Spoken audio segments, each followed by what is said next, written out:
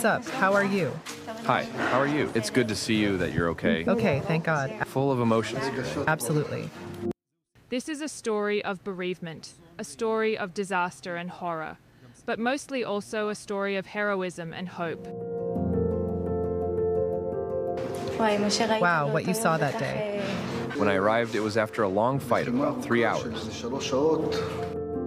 This is the unimaginable story of Sergeant Major Itamar Ilos, a police officer, a resident of Ofakim in the south, who on the morning of October 7th went out into the unknown. A hero who was within touching distance of death itself, in a city that is sometimes forgotten among the thousands of horror stories. On the morning of that Black Sabbath, the story of Major Ilos became the focus of a pilgrimage.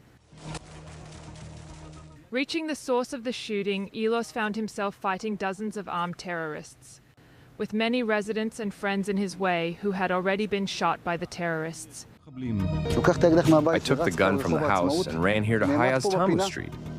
Then I suddenly saw 3 terrorists walking, calm, tall, flak jackets, carrying weapons, and I said, "God protect us." I aimed the gun in their direction, firing 2 bullets, just so that they stopped shooting at them. By a fluke, one of them got hit in the hip, and the other 2 turned and started shooting. They fired bursts at me. Then I ran here and ran on the street. I saw Rabbi Shahar.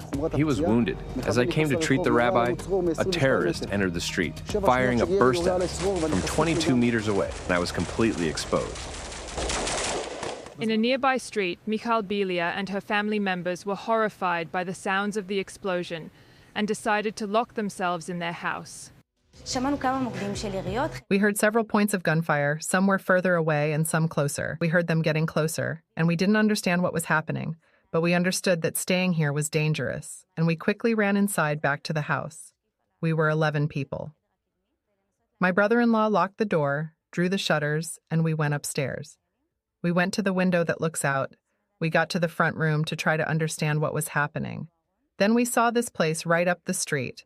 A group of soldiers approaching, and right down here, close to this fence, is a policeman named Ronnie Abu Haran. He ran with a gun drawn and basically wanted to find the source of the shooting and join these soldiers. Then we saw that the soldiers were shooting at him. In the first minutes of the attack, the residents in their homes and the few security forces on the streets did not understand the scale of the terrorists' invasion, and many even mistakenly identified the terrorists as IDF forces. Ronnie at that stage was hiding here behind the bin and lifted his identifying cap and yelled, "Police!" And after a second, they just got a little closer and killed him. Shot him on the spot.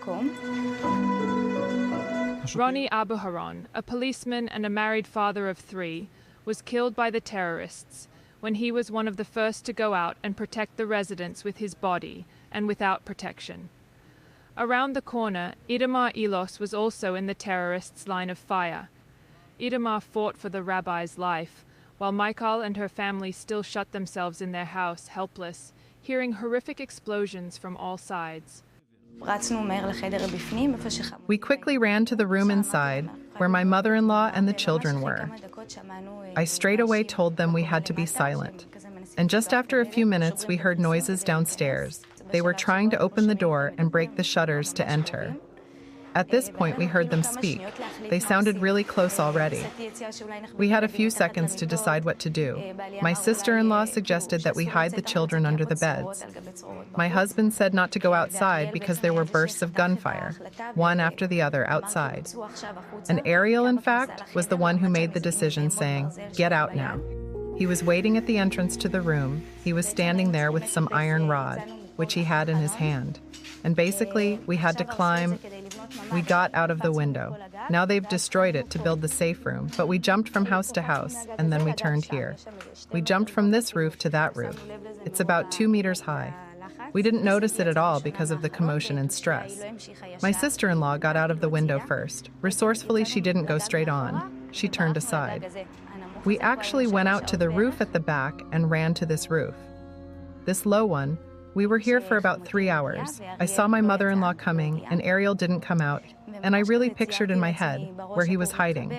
What do you say to little children in such moments? 3 hours must have felt like an eternity. True, the truth is they don't talk much. We really had to be quiet because there were terrorists all over the street, and there were roofs all around. Everyone really understood the situation. Whoever had to pee, peed on himself. About food and drink, there was nothing to talk about. Just lie there and blend in with the roof. My son even told me at some point I fell asleep as if the brain had disconnected.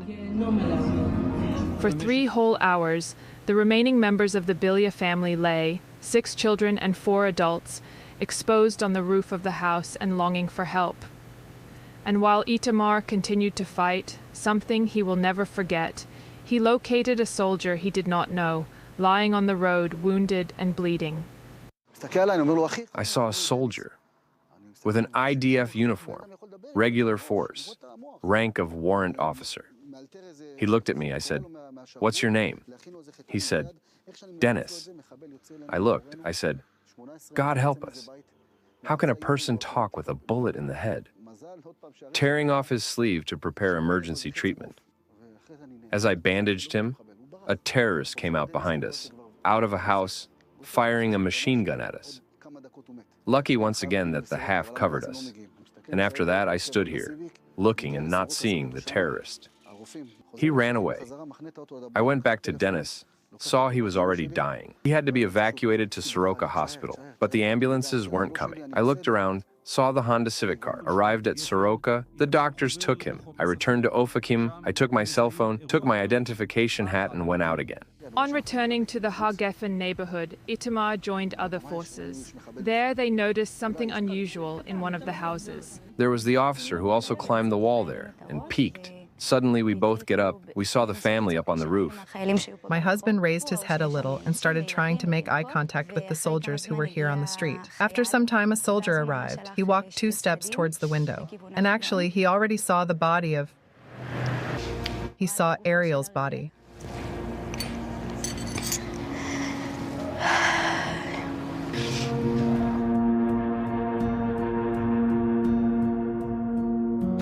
As they learned for the first time about the loss of Ariel, Michal's sister-in-law, none other than Itamar emerges on the roof in order to rescue the remaining family members.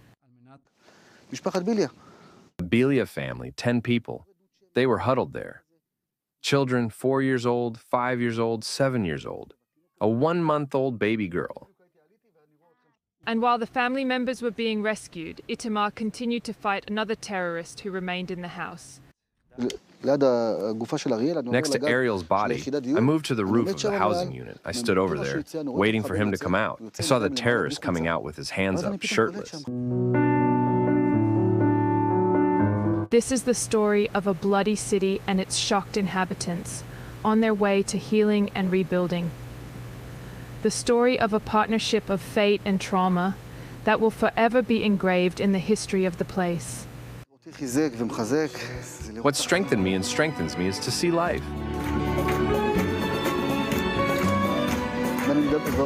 You see the rabbi. The rabbi, blessed be he, is alive, and Dennis is alive.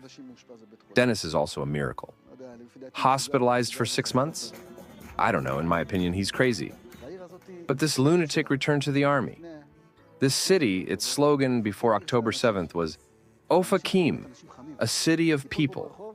Because people here are really warm people.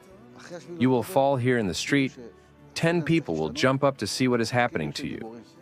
After October 7th, they realized that this slogan, it should be changed to Ofakim, a city of heroes. Because really the terrorists didn't understand either, didn't believe that they would fight them. In their death, they commanded us life. It is in their death that they commanded us life. We live thanks to them, thanks to those who died. It's something you enter into this sentence.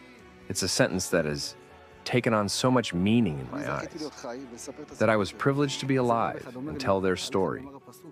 Some rabbi says to me that what the verse says is about you, I will not die because I will live and tell of his deeds.